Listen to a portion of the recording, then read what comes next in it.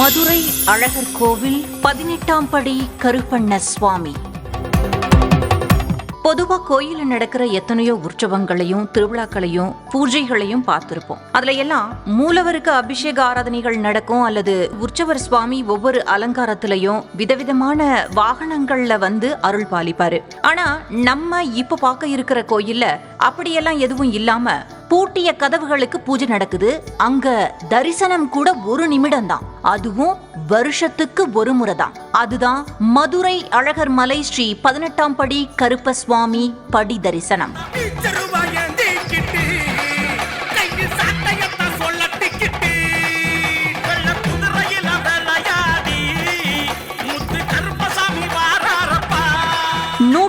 வைணவ திருத்தலங்கள்ல ஒன்றான அழகர் கோயில்ல மூலவரா அருள் பாலிக்கிறாரு ஸ்ரீ பரமசுவாமி. அழகர் கோயிலினுடைய உற்சவரா ஸ்ரீதேவி பூதேவி சமேதரா அருள் பாலிக்கிறாரு ஸ்ரீ கள்ளழகர்.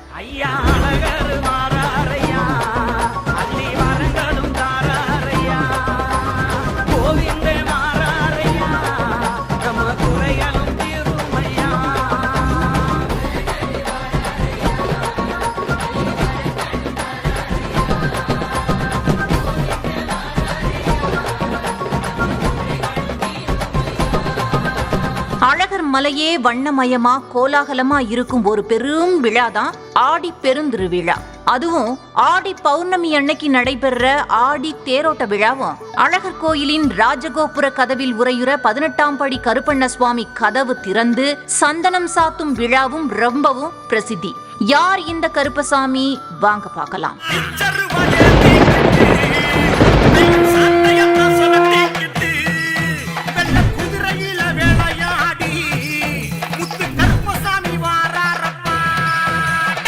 அழகரையும் அழகர் மலையையும் காவல் காக்குற அற்புதமான தெய்வம்தான் இந்த 18ஆம் படி கருப்பண்ணசாமி. பெரிய கருப்பேன், சிறிய கருப்பேன், மண்டை கருப்பேன், தோட்டி கருப்பேன், கும்மட்டி கருப்பேன், பழைய கருப்பேன், அதோட சங்கிலி கருப்பு, சின்ன கருப்பு, நொண்டி கருப்பு, ஒண்டி கருப்பு, மலையாள கருப்பு உள்ளிட்ட பல கருப்பண்ண தெய்வங்களுக்கும் பிரதானமான தெய்வம்தான் இந்த 18ஆம் படி கருப்பண்ண சுவாமி.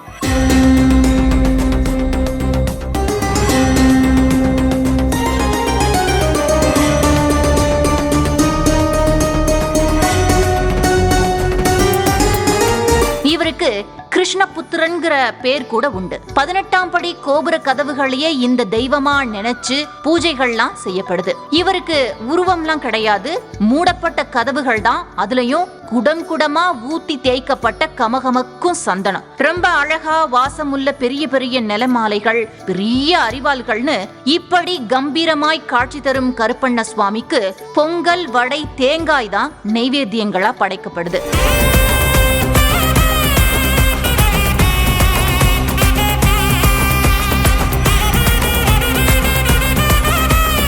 பதினெட்டாம் படி கருப்பண்ண சுவாமி வடக்குல இருந்து வந்ததா சொல்லப்படுறதால இதுக்கு பூஜைகள் கூட வடக்கு நோக்கி நின்னுதான் பூசாரிகள் செய்றாங்க. பல ஊர்கள்ல கையில அரிவாளோட காவல் தெய்வமா நிக்கிற கருப்பசாமி அழகர் கோவில மட்டும் அருவுருவமா, அதாவது உருவமே இல்லாம கோவில பாதுகாத்து வராராம்.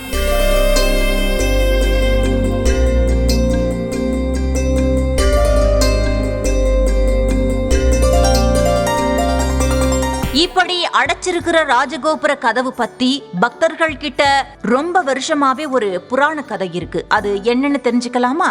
அதாவது கேரளத்தை சார்ந்த அரசன் ஒருத்தன் அழகர் மலை அழகரை பார்த்து அவரு அழகுல மயங்கி தன்னோட நாட்டுக்கு எடுத்துட்டு போய் பூஜைகள் செய்யலாம்னு நினைச்சான். ஆனா அழகாபுரி கோட்டையில காவல் அதிகமா இருந்ததால அவனால அழகரை எடுத்துட்டு போக முடியல. அதனால அவன் ஒரு தந்திரம் பண்ணான். அப்படி தந்திரம் பண்ணிதான் அழகரை கொண்டு போக முடியும்னு நினைச்சான். அவன் மந்திர தந்திரத்துல கை தேர்ந்த 18 பேரை இந்த இடத்துக்கு அனுப்பி எப்படின்னா அழகரை கொண்டு வாங்கன்னு சொன்னான். அந்த 18 பேரும் இங்க அழகர் மலைக்கு புறப்பட அவங்களுக்கு காவலாக கேரள தேசத்து காவல் தெய்வமான கருப்பசாமியும் வெள்ள குதிரை ஏறி அனல் கக்குற விழிகளோட புயல் வேகத்துல சும்மா நெருப்பு மாதிரி போனாரு. இங்க வந்த அந்த 18 பேரும் தன்னோட மந்திர சக்தியால யார் கண்ணுலையும் படாம அழகர் விக்கிரகத்தை கொண்டு போக முயற்சி செஞ்சாங்க. ஆனா அது பலிக்கல. காரணம் பெருமாளோட எல்லையில்லாத சக்தி. அதனால அந்த 18 பேரும் தங்களுடைய மந்திர சக்தியால அழகருடைய கலைகளை எல்லாம் இழுத்து வேறொரு விக்கிரகத்துல வச்சு தன்னோட நாட்டுக்கு கொண்டு போய் அதை ஸ்தாபிக்கிறதுக்கு முயற்சி செஞ்சிருக்காங்க. அழகர் கோயில்ல இருந்த சில மந்திர தந்திர சாஸ்திர நிபுணர்களாகிய பட்டர்கள் இந்த விஷயத்தை எப்படியோ கண்டுபிடிச்சு அந்த 18 பேர்களையும் பிரதான கோபுர வாசல்ல 18 படிகளினுடைய கீழே வச்சு புதைச்சிட்டாங்களாம். மந்திரவாதிகளுக்கு துணையா காவலுக்கு வந்த அந்த காவல் தெய்வமோ அழகருடைய அழகால கவரப்பட்டு தான் இனி இங்கிருந்து காவல் செய்வதா சொல்லியதாம். அதற்கு கூலியாக தினமும் அழகரின் அர்த்தஜாம நிர்மால்ய நைவேத்தியங்களை கொடுக்கணும்னு கேட்டுக்குச்சான். அதன்படி இன்னைக்கும் கருப்பண்ணசாமிக்கு நிர்மால்ய நைவேத்தியம் கொடுக்கப்படுறதா சொல்றாங்க. கோயில்ல சுவாமி சிலைய திருட வந்தவர்களை கோபுரத்தினுடைய வாசல் படிக்கு கீழே புதைச்சதால அந்த வாசல் வழியே தெய்வம் வர்றது முறையில்லைன்னு சொல்லி தெய்வம் வராத வழியில மக்கள் செல்ல அஞ்சுவாங்கன்னு கருதி கோயிலுடைய தலைவாசல் அடைக்கப்பட்டதா சொல்லப்படுது.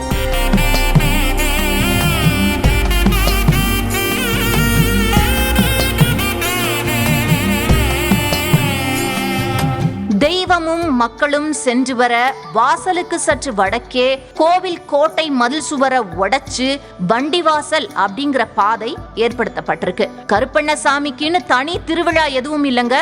ஆடி மாசத்துல வர்ற அமாவாசையும் பௌர்ணமி நாட்கள்லயும் இந்த கதவுகளுக்கு சந்தனம் சாத்தி பெரிய பெரிய நிலமாலைகள்லாம் போட்டு கற்பூரம் ஏற்றி வழிபடுறாங்க.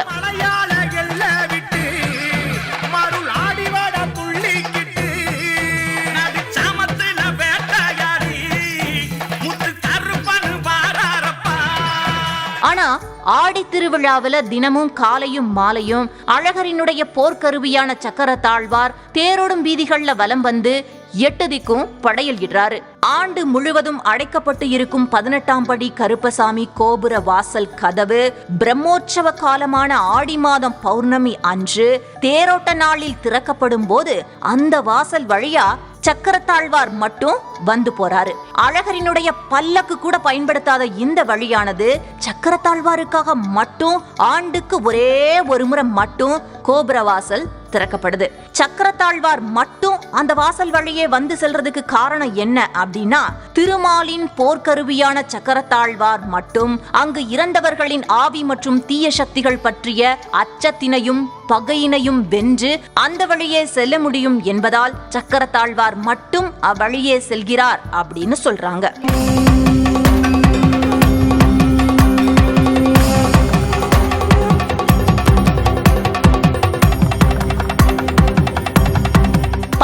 படி கருப்பண்ணசுவாமியை தாண்டி யாரும் எதுவும் உள்ளே நுழைய முடியாதான். தினமும் நூபுர கங்கையில இருந்து அழகருக்கு கொண்டு வரக்கூடிய அபிஷேக தீர்த்தத்தை கூட 18ஆம் படியானிடம் வச்சு அது தூய்மையான நூபுர கங்கையில இருந்து கொண்டு வரப்பட்டதுன்னு பிரமாணம் செஞ்ச பிறகுதான் அபிஷேகத்துக்கே எடுத்து செல்ல முடியுமா.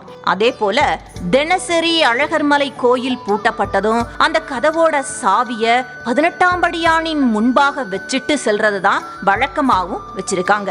மறுநாள் காலையில கருப்பண்ணசுவாமி கிட்ட உத்தரவு கேட்டுதான் சாவிய பெற்று கோவில திறக்கும் சம்பிரதாயமும் இன்றளவும் பின்பற்றப்பட்டு வருவதாக கூறப்படுகிறது.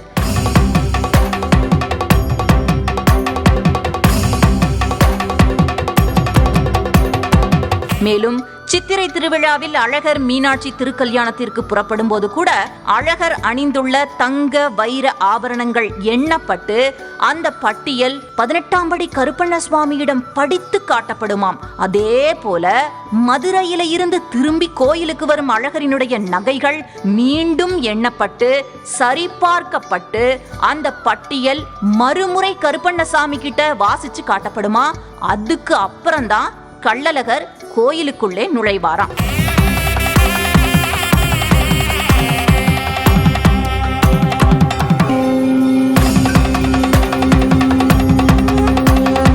கள்ளழகர் அழகருக்கு காவலா நிற்கும் 18ஆம் படி கருப்பண்ண சுவாமிய மக்கள் தங்கள் குலதெய்வமா வழிபட்டு வர்றாங்க. மக்களினுடைய நியாயமான கோரிக்கைகளுக்கு செவிசாய்க்கும் இந்த 18ஆம் படியான் பக்தர்களுடைய நிழலாக நின்று அவங்களுக்கு வழிகாட்டி வர்றாரு. அந்த நம்பிக்கையில தான் ஏராளமான வழக்குகள் அவர் முன்பு இன்றளவும் தீர்க்கப்படுவதாக சொல்றாங்க. அநியாயங்கள் செய்வோரை அடியோடு வேரறுக்க காற்று போல பறந்து வரும் 18ஆம் படி கருப்பண்ணசாமி மீது பக்தர்கள் மிகுந்த பக்தி வச்சிருக்காங்க. பரிகாரம் செய்ய போறோம் சிறப்பா, இருக்க கட்டி சுருட்டு மனமணக்க வெள்ள குதிரை ஏறி வரா, சாட்ட வீசி ஆடி வராண்டா. ஆடி மாத பௌர்ணமி அன்னைக்கு ராஜகோபுரத்தினுடைய உள்ளே இருக்கும் 18 படிகள்லையும் சந்தனம் குங்குமம் இட்டு மாலைகள், பூக்கள், எலுமிச்சை பழம், தேங்காய் உள்ளிட்ட தாம்பூல பொருட்களாக வரிசையா அலங்கரிக்கப்பட்டு சாம்பிராணி தூபம் போட்டு மேலதாளங்கள் முழங்க பக்தர்களினுடைய பக்தி கோஷங்களுக்கு நடுவே 18 படிகள்லையும் தீபம் ஏற்றி வைக்கிறாங்க. தொடர்ந்து அந்த பெரிய திருக்கதவுகள் திறக்கப்பட்டு கற்பூர ஆரத்தி நடக்குது.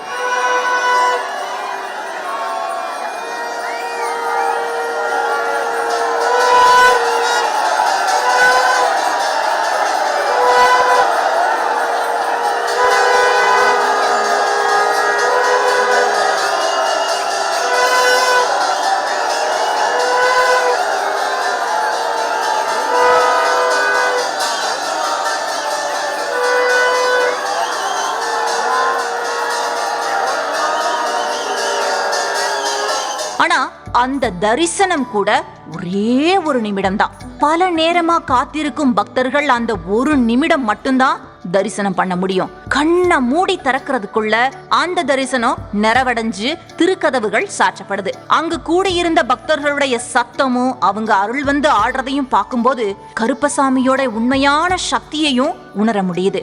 அப்படி ஒரு அதிர்வு, இது சாதாரண அதிர்வு இல்லைன்னு மட்டும் புரிஞ்சுக்க முடியுது.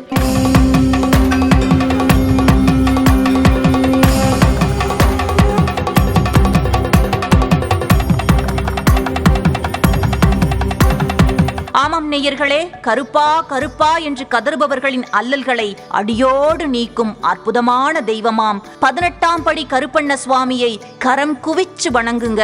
உங்க வாழ்க்கையிலையும் நல்லதே நடக்கும். மதுரை அழகர் கோவில் 18ஆம் படி கருப்பண்ண சுவாமி.